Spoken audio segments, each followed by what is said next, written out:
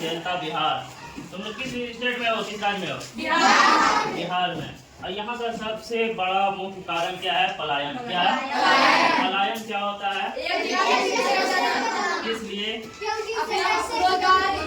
रोजगार, शिक्षा, भोजन, ये सब अगर जहाँ पे ना मिले तो वहाँ पे आदमी रहना पसंद करेंगे? नहीं ना। धीरे धीरे वो उस स्थान को क्या कर देगा? क्या करेगा? छोड़ देगा। तो आज यही टॉपिक है, पलायन का दंश झेलता बिहार। तो यहाँ पे देखो, बिहार एक ऐतिहासिक, सांस्कृतिक और कृषि प्रधान राज्य है। क्या है? बिहार का इतिहास बहुत पुराना है ना? यहाँ पे बहुत तरह की क्या है? घटनाएं हुई है। इतिहास में भी इसका नाम है, क्यों? क्योंकि यहाँ पे आप देख रहे हो बगल में विक्रमशिला है, फिर नालंदा विश्व यूनिवर्सिटी, ये सब बहुत पुराना विश्वविद्यालय था, जिसकी वजह से बिहार का नाम रोशन हुआ था ना। इसलिए ये क्या हुआ? खत्म हो गया। क्या हो गया? खत्म हो गया। और यहाँ पे ये कृषि प्रधान राज्य है। कृषि जानते हो क्या होता है? क्या होता है? खेती का नाम, उसको क्या कहते हैं? कृषि ना। तो कृषि अगर यहाँ मान लेते हैं अभी बारिश हो रहा है ना, अगर अभी धान का सीजन है और बारिश ना हो तो क्या करेगा? किसान भूखे मरेगा? वो काम करने के लिए बाहर जाएगा।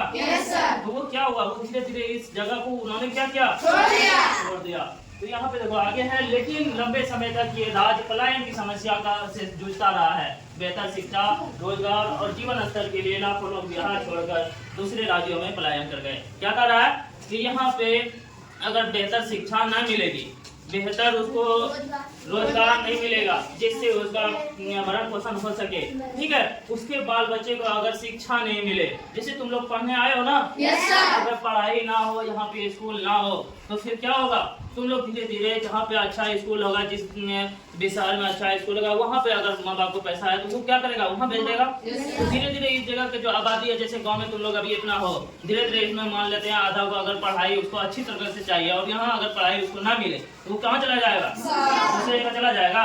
तो उससे क्या होगा कि यहाँ का जनसंख्या कमी हुआ। तो ये भी एक तरीके से पलायन का ही संकेत है, ठीक है, बल्कि सामाजिक और भावनात्मक असर भी छोड़ता है। अब ये देखो, ये सिर्फ आर्थिक समस्या नहीं है, लेकिन ये भावनात्मक भी कुछ छाप छोड़ता है। जैसे तुम ही लोग अभी देखो, तुम लोग दोस्त हो आपस में, अगर एक दोस्त कहीं दूसरे जगह चला जाए तुमको मन लगेगा? तो ये क्या हुआ? भावना को ठेस पहुंचना हुआ ना, मन नहीं लगेगा। अब देखो, आज की सरकार ने इस समस्या को पहचान कर अनेक योजनाएं शुरू की। आज का जो सरकार है तो उसे लगा कि आखिर क्या कारण है जिसकी वजह से यहाँ से छात्र या कोई भी आदमी वो इस जगह से पलायन करके, यानी बिहार से पलायन करके दूसरे जगह क्यों जा रहा है? आखिर क्या रीजन है, क्या कारण है? तो उन्होंने क्या किया? अपने ही राज्य में काम, रोजगार और सम्मानजनक जीवन मिल सके, इसके लिए उसने क्या किया? कुछ योजनाएं शुरू की। क्या योजना शुरू की? अब देखो यहाँ पे पहले क्या था? रोजगार की कमी। क्या था? सभी लोगों को काम नहीं मिलता था। काम नहीं मिलेगा तो आदमी को कमाना खाना है ही, है ना? अगर पैसा नहीं रहेगा तो कुछ काम कर पाएगा?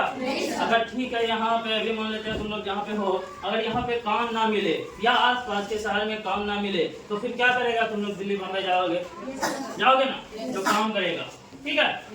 तो वो क्या करेगा? यहाँ पे क्या था? रोजगार की कमी। बिहार में लंबे समय तक औद्योगिक विकास बहुत धीमा रहा। औद्योगिक विकास क्या हुआ? उद्योग की कमी, यानी उद्योग क्या हुआ? जैसे भागलपुर में क्या है? रेशम, इसको सिल्क सिटी भागलपुर को कहा जाता है ना, रेशम उद्योग। हाँ, तो वहाँ पे बहुत सारे लोगों को क्या मिलता है? रोजगार मिलता है। अगर वो ना रहे तो वहाँ के जितना भी आदमी है जिसको रोजगार मिला है वो क्या हो जाएगा? बेरोजगार हो जाएगा। उसको काम नहीं मिलेगा, जिससे उसको पैसा नहीं मिलेगा, ठीक है। वो क्या करेगा? वो फिर छोड़ के दूसरा जगह चला जाएगा ना। तो वही है यहाँ पे। और शिक्षा और तकनीकी प्रशिक्षण की कमी, यानी यहाँ पे अगर शिक्षा सही ना हो, शिक्षा उसको अच्छे से ना मिले, बेहतर ढंग से ना मिले, और क्या है? तकनीकी प्रशिक्षण की कमी। तकनीकी क्या होता है? हाँ, इलेक्ट्रॉनिक भी आ जाएगा उसमें, ठीक है। यानी क्या कहता है? तुम लोग सोचते हो कि हमको इंजीनियर बनना है, हमको ITI क्षेत्र में जाना है, इसमें जाना है, उसमें जाना है। उस चीज की अगर शिक्षा ना मिले, उस चीज की कमी रहे तो तुम लोग दूसरी जगह जाओगे ना।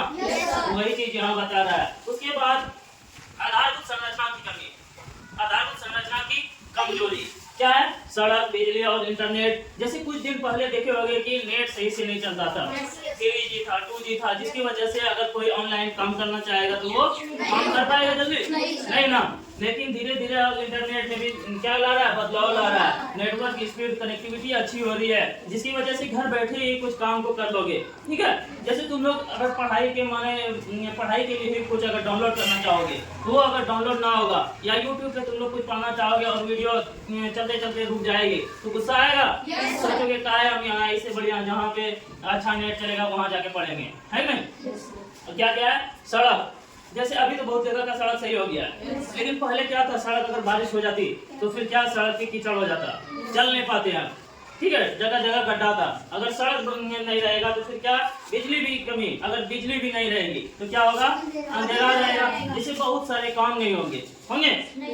इंटरनेट से सुविधा पहले की तुलना में काफी बेहतर हुई है, पर पुराने समय में ये पलायन का मुख्य कारण था। देखो अभी ये सब तो धीरे धीरे डेवलप कर रहा है ना, सभी जगह रोड सब बन रहा है ना, लेकिन पहले का जो ये दौर था, उस वक्त ना बिजली थी, ना इंटरनेट की सुविधा सही से थी, और ना ही सड़क था सही से, जिसकी वजह से वो क्या होता था कि जो यहाँ के लोग थे वो धीरे धीरे जहाँ पे उसको अच्छी बिजली मिले, अच्छी शिक्षा मिले, अच्छा सड़क मिले, ठीक है, तो वो वहाँ पे रहने के लिए चले जाते थे। ठीक है, ये सब क्या था, पलायन का मुख्य कारण था। अब यहाँ देखो, आज की सरकार ने बहुत सारी योजनाएं शुरू की, जिसकी वजह से यहाँ के लोग पलायन करके दूसरे जगह नहीं जाए। तो पहला क्या है, मुख्यमंत्री उद्यमी योजना। क्या नाम है पहला, मुख्यमंत्री उद्यमी योजना। युवाओं को स्वरोजगार के लिए, यानी खुद का रोजगार करने के लिए सरकार कितने पैसे दे रही है, कितना, 2 लाख। ठीक है, उसके बाद बिहार स्टार्टअप नीति। यहाँ पे एक क्वेश्चन बनता है, अगर पूछ सकते हो, बिहार स्टार्टअप नीति कब लागू हुई, 2022। तो इसमें क्या हो, उद्योग शुरू करने के लिए वित्तीय मदद और मेंटरशिप उपलब्ध कराई जा रही है। अगर कोई उद्योग खोलना चाह रहा है, ठीक है, कारखाना खोलना चाह रहा है, तो उसको सरकार मदद करेगी ना। अब यहाँ पे देखो, बुनियादी ढांचे का विस्तार, बुनियादी ढांचे का विस्तार। पिछले वर्षों में हजारों किलोमीटर ग्रामीण सड़कों, बिजली आपूर्ति और इंटरनेट सेवाओं का जाल बिछाया गया। क्या बहुत सारे जगह पे जहाँ पे रोड नहीं थे वहाँ पे रोड बनाए गए, यानी सड़क बनाए गए, और जहाँ पे नेट नहीं थी, नेटवर्क का तार बिछाया गया। देखे होंगे जमीन के नीचे से छेद करके ले जाता है तार, केबल पीला ऑरेंज कलर का लगा होता है ना, वो क्या है, नेट का तार है, जिससे हम लोग घर में क्या चला, मोबाइल चलाते हैं, टीवी वगैरह चलाते हैं नेट की वजह से। तो वो अगर जितना अच्छा से रहेगा उतना अच्छा नेटवर्क चलेगा ना। उसके बाद बिजली भी अब बहुत अच्छी रहने लगी ना। पहले क्या था कि नंगा वाला तार रहता था, जिससे करंट भी लग सकता था, गड्ढा चला था। वो अगर ये बारिश हो गया, आंधी आ गया, तो वो क्या होता था, टूट के कभी कभी गिर जाता था, जिससे बहुत दिन तक लाइट नहीं आ, जब तक सही नहीं होगा। लेकिन हम क्या कर दिया है, लगभग सब जगह कवर वाली तार दे दी है, जिससे मीटर नहीं, कवर वाली तार, उसको अगर पकड़ भी लेंगे तो क्या होगा, करंट नहीं लगेगा, क्योंकि उसके तार अंदर में ऊपर से क्या है, ड्रेप किया हुआ है, कवर किया हुआ है। तो ये जल्दी कितना आंधी भी आएगा तो ये गिरेगा भी तो बिजली नहीं कटेगी, बिजली ठप होगा। क्यों, क्योंकि इसमें करंट जल्दी प्रवाहित नहीं, गिरता नहीं है, तो इसीलिए इसको फिर, और ये जल्दी गिरता भी नहीं है। तो ये सब में बदलाव क्या किया। इसके बाद बहुत सारे ऐसे क्षेत्र हैं, जैसे कि कृषि क्षेत्र में भी क्या गया, रेशम उत्पादन को बढ़ावा दिया गया, मखाना उत्पादन को बढ़ावा दिया गया, लीची उत्पादन को बढ़ावा दिया गया।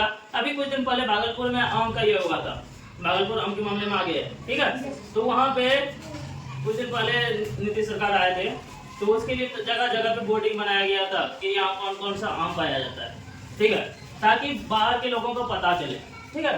तो इन योजनाओं का लाभ अब धीरे धीरे क्या हो रहा है, दिख रहा है ना, जिससे कि अगर ये धीरे धीरे आम हो जाएगा तो बिहार के जो लोग हैं वो कहीं जाने की जरूरत उसको बहुत सारे लोगों को यहाँ पे रोजगार मिल जाएगा, ठीक है।